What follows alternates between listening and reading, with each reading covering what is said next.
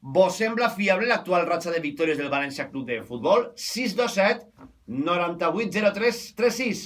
Vos sembla fiable l'actual ratxa de victòries del València? Ja sabeu que amb un WhatsApp d'àudio l'envieu i sentim la vostra opinió.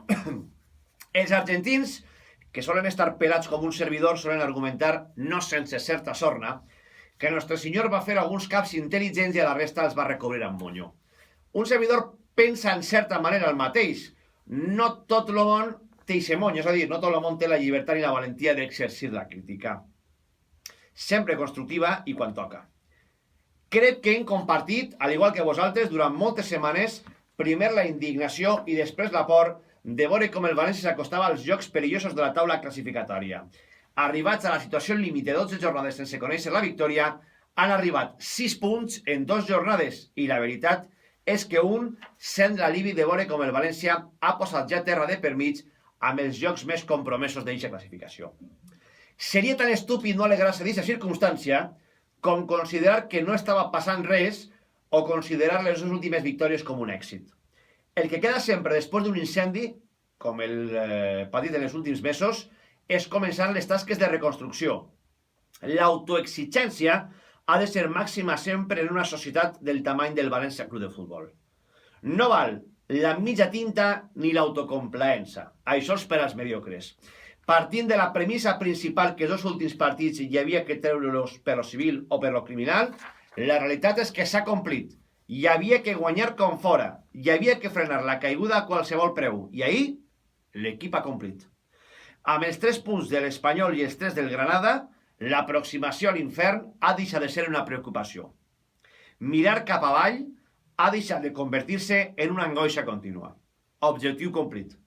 Ara toca donar el següent pas. No establir-se en el terreny de no ningú i intentar la cronoescalada. És a dir, intentar pujar jocs en la taula amb menys de mitja lliga per davant i podeu creure'm que és possible.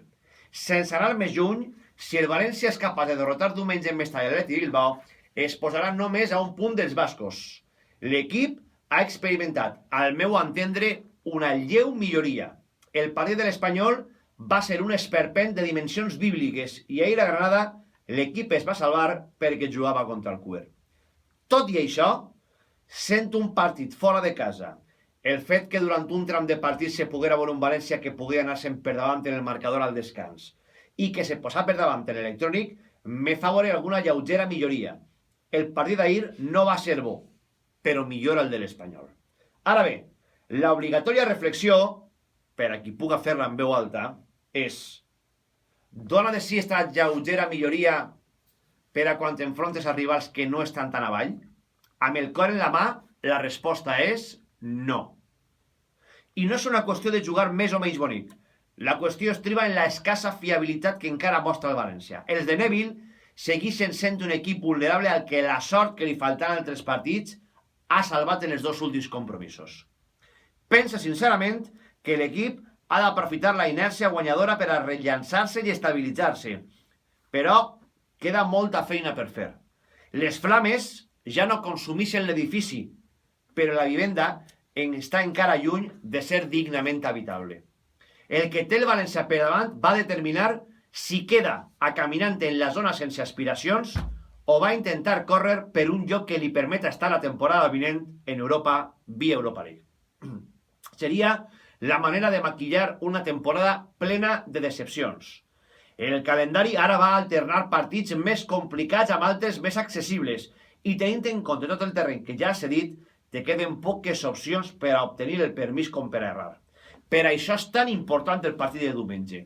Els de Valverde són la primera pedra de toc seriosa en el camí d'un València que respira més tranquil en quant als punts, però que encara necessita alguna cosa més per a poder presentar candidatura a arribar als Jocs Europeus. No canvia massa la meva opinió sobre Gary Neville. L'anàlisi de qui se posa davant d'un micro tots els dies alberga l'obligació de trobar raons per damunt de 3 resultats.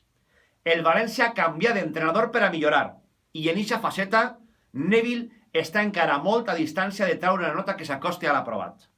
En quedem el partit allà del Ràpid de Viena, i amb la milloria d'alguns futbolistes, entre els que destaca el moment dolç de Santi Mina i l'aportació al mig del camp d'Enzo Pérez. D'igual manera, la reaparició en la porteria de Diego Alves aporta una dosi de personalitat que fa que els davanters no encaren la porteria igual tenint el brasiler davant.